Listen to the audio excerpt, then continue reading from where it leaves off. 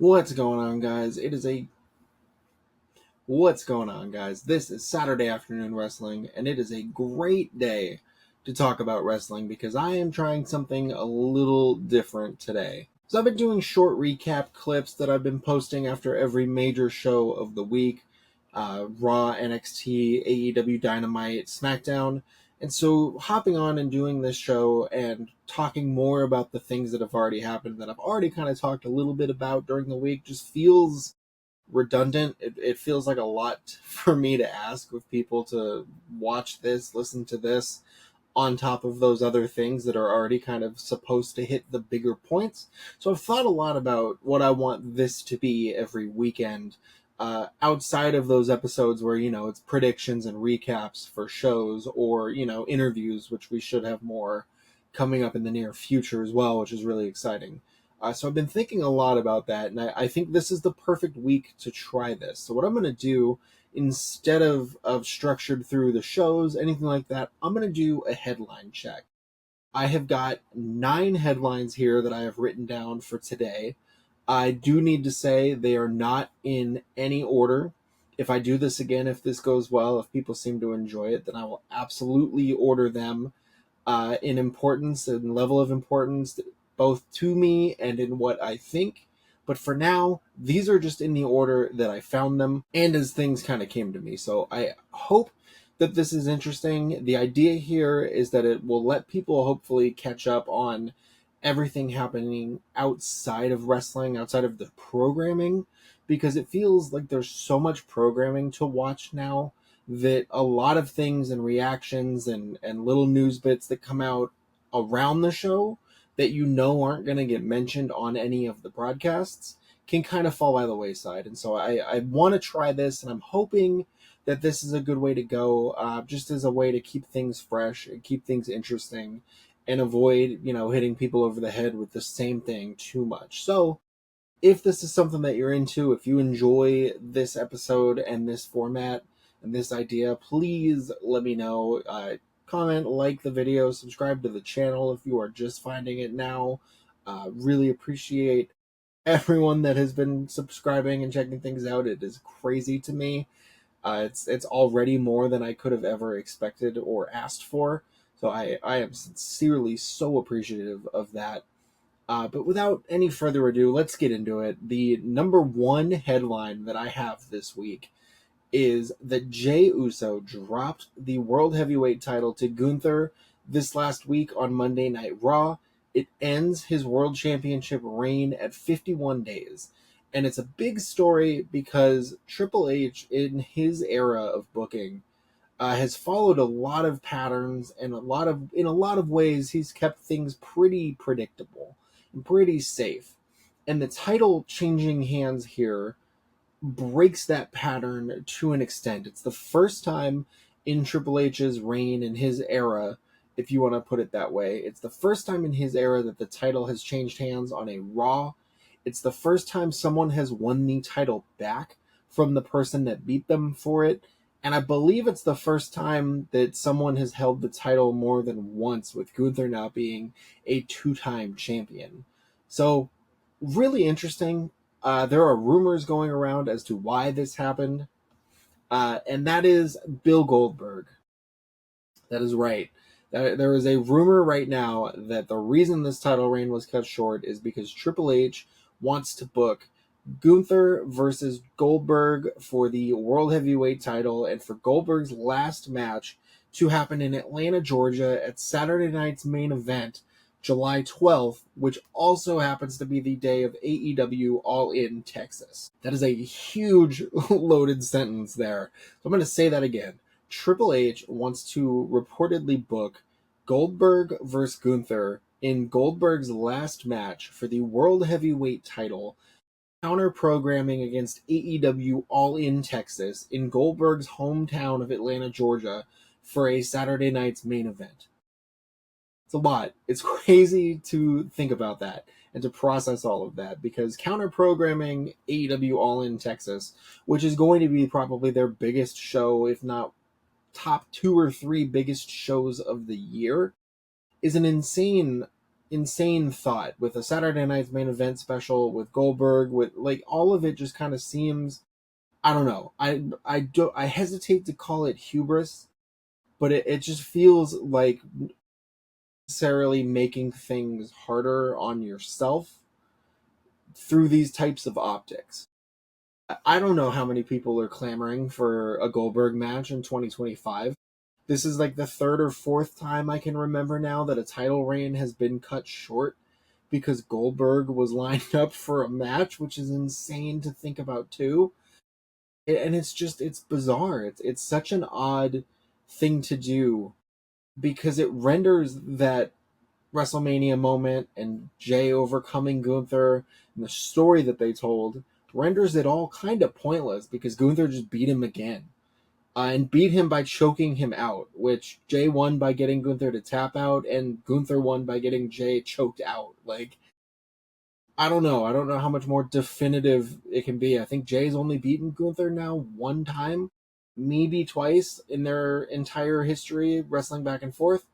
And it just feels so weird. It was such a weird, interesting reign for Jey Uso. And that brings me to headline 2. And that is Jey Uso's father, Rikishi, hopped on his podcast and had some thoughts about the booking decisions. Namely, that the writers involved with booking Jey Uso's reign should all be fired. Uh, here is this quote from the show. He said, "I feel that those writing for this kid, for his storyline, you didn't do him justice. You didn't feed this champion the right talent to be able to continue to make this champion. I say fire. Fire those that are writing for this kid here. If you cannot come up with something simple to promote and push your champion." It's crazy. And it's funny because this happens so often with Rikishi, where something happens with, the bloodline, one of his family members. He's got a lot of thoughts on it and a lot of thoughts on what should have been done and how it should have been handled. And I understand that. If I was watching my kids in the company that I had given, decades of my life to, I would feel some type of way as well. I kind of see this both sides here. I understand a parent wanting to see his kid get the absolute best. I totally understand that. On the other side of things, I don't think Jey Uso was booked terribly with this world title reign. I think it's pretty clear he is a 1A upper level superstar in the company now. You think about how hot his merch is. His entrance continues to be super over. He continues to be super over. This match, before losing the title, he had a main event match at Money in the Bank, wrestling in the ring with Cody Rhodes, Logan Paul, and John Cena. That doesn't tell you what they think of him as a talent and as a level talent, like where they put him in the hierarchy. I don't know. Like, to me, it's more important than titles. Is they have showed that they will give him tons to do, and I think the title reign kneecapped his abilities a little bit because I was thinking a lot about pandemic era bloodline stories, and then afterwards, like, just how much of that bloodline story hinged on Jey Uso's performances, his ability to showcase that anguish and that inner turmoil that he was having. Like, do I keep going along with this? Do I stop? Like, what do I do? What's the right thing to do? I think that he in particular really excelled and broke out in part because of that, because of those performances that we were getting almost every week, almost twice a week, honestly. If he popped up on Raw and SmackDown, as a lot of the time they did during the pandemic era. And so I think the booking of his title reign kind of lost that a bit. That they lost that aspect of his character. And yes, like the catchphrase and then everything has exploded in popularity. You kind of can't thumb your nose at that. Like, when you catch lightning in a bottle like that, you gotta just kind of roll with it. So I understand that aspect of it too. But I think that they went too far away from the things that really started to get people to notice how good he was, and kind of started to put that main event moniker into his name, and to kind of start to float that idea. So I would love to see where they go with this with him, because I think giving him some more character driven things now, some new different developments, There's talk of him reforming the Usos with Jimmy Uso, reforming the tag team and going after the Raw tag team titles and the New Day. And that could be really cool too, because those guys are just like wrestling soulmates when the four of them get in the ring. So I would be very happy for that. But I just want to see Jey, if they're going to continue with the singles run, I want to see him get more to do on the performance side of things. That's everything but in ring performance. I want to see him get more depth in that. And at that point, it's probably still not going to be enough for Rikishi. And then next, we have got probably the most disappointing thing to me here. And it is that right now it looks like we're going to get John Cena defending the WWE title against CM Punk at Night of Champions in Saudi Arabia. And it is a crazy sentence to say, because 5 years or so ago, we had the infamous CM Punk tweet about The Miz saying, "Go suck a blood money covered dick in Saudi Arabia." Like, about as personal and as pointed an attack as you can get. And honestly, part of the reason why I thought he would never go back to WWE in the first place is that specific tweet, that specific shot at someone who, seems so firmly entrenched in WWE as such a company man. Going at someone like that is crazy. But now here we are. John Cena is pulling the ultimate heel move and saying, "You want this match so bad, you come with me to Saudi Arabia and you get this match." They're basically saying everything without saying, "Hey, you're about to sell out because you've been so anti WWE Saudi Arabia shows for so long and so publicly. Like, here you go. You want to be the hero, or you want to come get your title shot?" And it's crazy. I feel I feel conflicted about it. Of all people, actually, Dave Meltzer today. I'm recording this Saturday. Dave Meltzer had an interesting tweet where he basically said, "If you're mad at CM Punk for this, like, you should be mad at him too for coming back to WWE, because it's in the same boat. He would have never done this, just like he would have never come back to WWE." So it's such an interesting thing, and I'm going to talk more about this later, because there are unfortunately even more real world headlines that are kind of pointing the direction that WWE is going on some of these real world things, and it is not good for a lot of people. And I try to avoid those political things and keep it on wrestling, but at this point, it's really starting to blend and bleed into what WWE is doing and the type of interest that they have in the audience that they're kind of catering to. And so, I think everyone has an individual point, and I'll try to keep this brief. I think everyone has an individual point that they will get to that is there, like, okay, I don't need this anymore. This is really past my enjoyment of it. And it's not to say that this is that moment for me, but it represents that this CM Punk that is in WWE now, as good as it is to have him back and to have him wrestling, because he's still one of my favorite wrestlers ever, one of the wrestlers that got me back into wrestling in the 2010s when I was out of fandom altogether. Helped bring me back into it and helped me forge some amazing friendships. But it's clear seeing that this era of CM Punk is not the same as the one that got me into wrestling, I guess, is the best way that I can put it. Next up, the next headline I have here is that R-Truth is back. Arguably the biggest story in the company right now.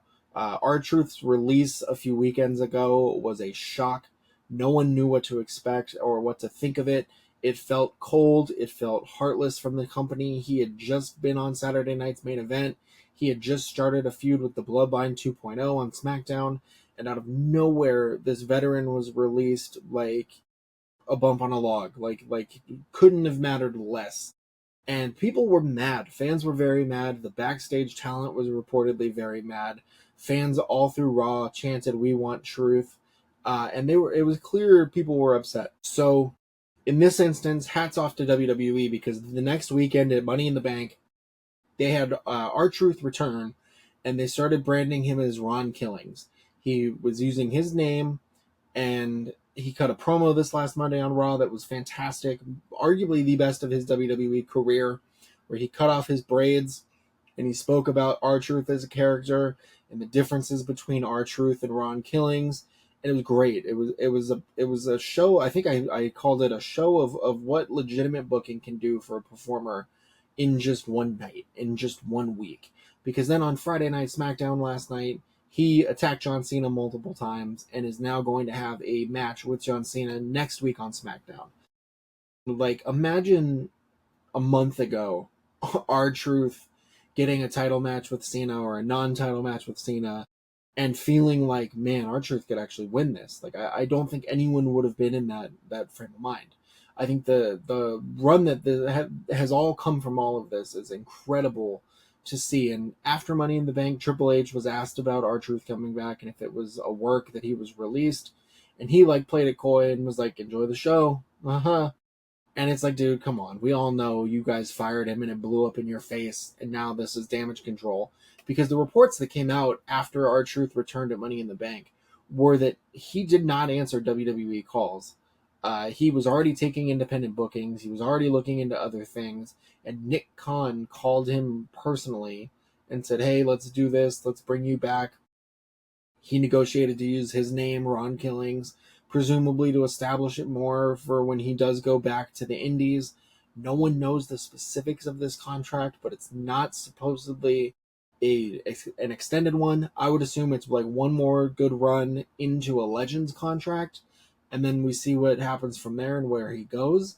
But it's an incredible thing because it shows the power of the fans, and that might be a dangerous thing too. At the same time, it might be a little dangerous to get fans thinking all they have to do is hijack a show with chants and they could get their way. Clearly it doesn't work though. Just ask the LA Knight Hive. I don't think it's going to work every time. To me, this was more about the impact that his departure had on the locker room. You saw tons and tons of upset wrestlers from multiple companies across the world tweeting out about what a good person R-Truth is and how valuable he has been in the locker room. Kathy Kelly was in tears in the Money in the Bank post-show talking about R-Truth being back. And I don't think you can fake that. If that was all a work, it was one of the best works in the modern era of wrestling, because I don't think that many people could keep it all together that well, down to crying tears of joy that someone was finally back. And so I think this is an interesting spot. We're going to see how they book him from here into whatever the rest of this run is going to be. But I think it's a valuable lesson. I think it's a lesson for WWE. I think they got a little too out over their skis and they didn't anticipate what the reaction was going to be, both from the fans and from the locker room. And that's an interesting thing too. I feel really, really intrigued by the thought that they wouldn't have seen this coming. If this company, if this billion-dollar company did not see this backlash coming, then something is wrong somewhere with the product evaluation aspect of WWE, because I would imagine, based on popularity and based on just working with people every day, you would see how beloved someone would be, how valuable they are, and it it presents an interesting look at WWE. It really makes you look back at them as cold. It's a cold business. It's a cold calculating business, and dollars and cents are the end all be all. And this was a story where fans and presumably the fellow performers just didn't let that happen. Next, we've got some interesting news. The Miz is going to be hosting a reboot of American Gladiators, one of my favorite shows from when I was a kid. And two of the gladiators are going to be played by Camille and Wardlow. And those are two AEW wrestlers. And so it's an interesting thing where you have a WWE guy in The Miz, two AEW performers on the show. And the report here is that one side is not happy at all.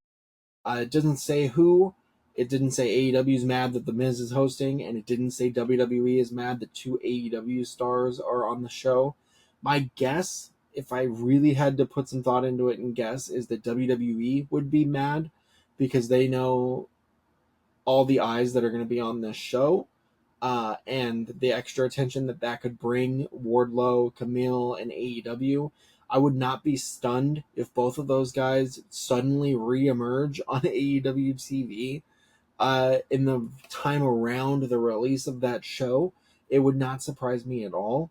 Also, wouldn't surprise me if I'm completely backwards on this and AEW is mad because now WWE is going to see these two and be like, well, we got to sign them. It wouldn't surprise me, honestly, either way. I'm leaning towards more WWE's upset at platforming and showcasing AEW talent like that when they're still AEW talent.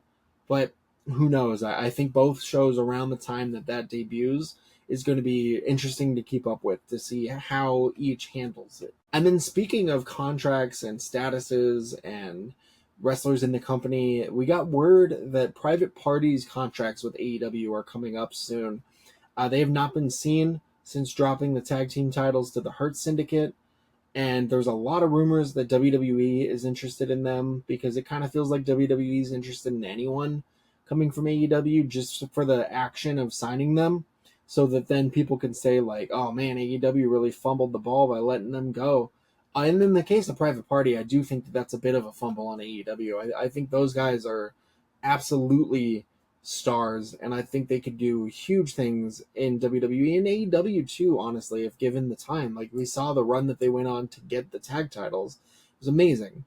And so I don't know. I'm interested in that. We also got word that Abaddon's contract is up and they are officially gone from AEW as well. No word yet on where they may pop up next, but it's a couple interesting losses for AEW, and I'm curious to see if they're gonna, be in the re-signing talent business and trying to keep as many people as they can, or if they're gonna keep this kind of like addition by subtraction thing going, where they're letting talent go to maybe spotlight more talent more consistently. Um, I don't know. I think they're in an interesting spot here with some of these deals that are going to be coming up, and Private Party leaving would absolutely hurt their tag division because they are two incredibly unique for AEW stars, and so losing them is a big hit to the AEW tag division. We had a little bit more drama too in AEW. We had Tekla with her second match in the company taking on Queen Eminata, and at the end of the match, Queen Eminata loses. She taps out to Tekla's submission, and then like immediately, like you see her kind of like jerk her arm away. She rolls out of the ring and leaves, and looked pretty upset. And it was a stiff match. Queen Aminata is an exceptionally stiff wrestler. Most of her matches have that hard hitting style to them, so I'm not surprised there. But it just looked like something was off. It's hard to explain without seeing it. So I'll put the clip in here in case you did not see it. If you're just listening, you can pop on YouTube and see it as well. But basically, she pulls the arm away and just immediately rolls out of the ring and looks mad. And I think part of it is just the simple, like, this is a competition. No one wants to lose. Everyone wants to look good. And Queen Aminata is booked very inconsistently for as talented as she is. This was, I think, her first time back on AEW in weeks, and it's to lose to the new girl. And like, I could see that being like, hey, like, this shouldn't be all I'm doing. Like, what's happening here? And I could see some frustrations from there. It boiling over to that level in front of the crowd is probably the worst part of it. Then the next day, she did tweet. She tweeted out, by the way, it's wrestling, not ballerina, so shut your mouth. So who knows? This could all just be a work. It could just be her in the moment playing the character frustrated. Who knows? But it grabbed a ton of headlines. I was surprised to see it pop up as much as it did for me all week, honestly, across my social media. And then last, I put these two headlines together because they are so tied together here. Hate to do it. Cody Rhodes, Tiffany Stratton, and the Street Profits appeared at Fort Bragg for a celebration for the Army where they sang happy birthday to the U.S. Army for their 250th birthday. The issue with that is it's also tied into the massive celebration that President Donald Trump held for his birthday. At the same time, he showed up hours after the WWE stars had left, so they didn't technically attend a Trump rally, but everyone was kind of there for the same thing. And You can explain it away to an extent like that, but the optics for it are kind of just what they are. There's no real dancing around that. So they appeared and sang happy birthday, and they were gone long before Trump got there to start his speech and everything. But still, WWE has had a long-standing relationship with Donald Trump. He's in the Hall of Fame, I believe, still. And it's not surprising that so many wrestlers would be a part of it or would be Trump supporters because of how closely tied he is to the company. It's just one of those things that, like, as things get worse and more divided, there's no win to doing that. Like, I don't understand the benefits that come from things like that, because, like, WWE in my eyes has always had this, like, Michael Jordan type of, like, Republicans buy sneakers too attitude, where they're going to just play to both sides. And now in the last few months, last 6 months, year, however long, it's felt like they've been really leaning one way. And that way obviously is the right wing UFC lean type of way. Like, UFC was one of the primary sponsors on the parade that was held today, Saturday, in Washington D.C. The giant, I think it was $80 million parade that was held. And I don't watch wrestling for that. I don't watch wrestling to get things like a satirical luchador kind of like being the key to Chad Gable finally getting a push after years of just kind of doing nonsense and smiling through it.